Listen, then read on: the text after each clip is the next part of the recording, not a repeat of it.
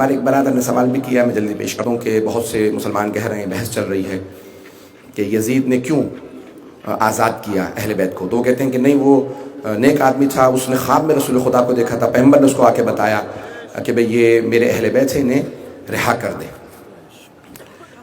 اب مجھے سمجھ میں نہیں آتی، بہت سے لوگ ابھی مجھے یہ سوال دیا، بھائی نے بار بار کہہ رہے ہیں کہ اس کا جواب دے دیجئے، کہ جب کلیریفیکیشن صفائی پیش کرنے پہ آتے ہیں، قاتل، شرابی، چور، زانی، ساری برائیاں رکھنے والے کو خواب میں رسول خدا دکھا دیں گے. پتہ نہیں لوگ ہیں یا نہیں ہیں. بھئی دکھانے پہ آئیں گے نا خواب میں، تو جس میں ساری برائیاں تھیں، نہ زندگی میں اس نے کبھی نماز پڑھی. پچھلے دنوں ایک صاحب کا مجھے کسی نے کلپ بھیجا کہ وہ دفاع کر رہے تھے کہ نہیں بھئی اس کے باپ نے اسے خلیفہ بنایا تھا. کہا نہیں، وہ اس وقت شراب نہیں پیتے تھے جب باپ نے بنایا تھا. تمہیں شراب یاد آ بھی جاتی ہے پھر بھول بھی جاتے ہو.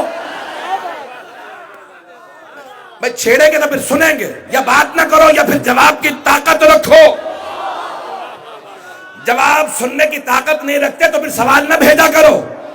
تو وہ کہتے ہیں کہ بھئی رسول خدا نے خواب میں آ کے کہا تھا. کہنے پہ آؤ گے کہ بڑے بڑے مقدس نیک لوگ بھی خواب میں دیکھنے کا نہیں، پیغمبر خواب میں نہیں آتے. ویسے تو کسی کے خواب میں نہیں آتے، آئیں تو یزید کے بھی خواب میں آ جائیں.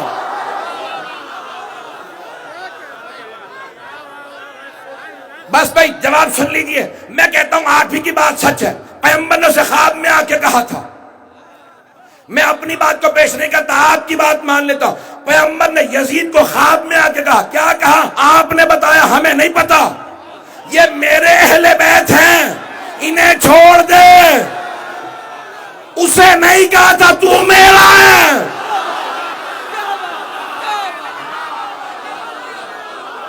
یہ جن پہ تو ظلم کر رہا ہے وہ میرے ہیں، جو مظلوم ہے وہ میرے ہیں.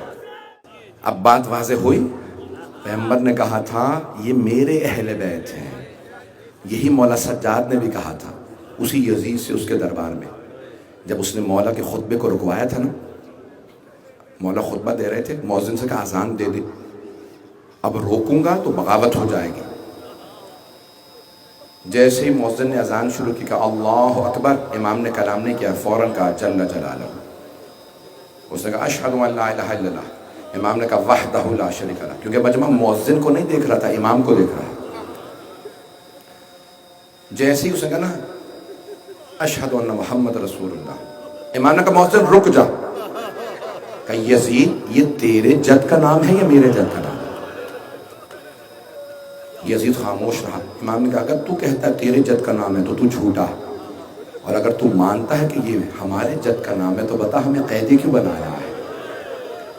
انہی رسول خدا کا جن کا تو نام لے رہا ہے ان کی نواسیاں تیرے دربار میں کھڑی ہیں.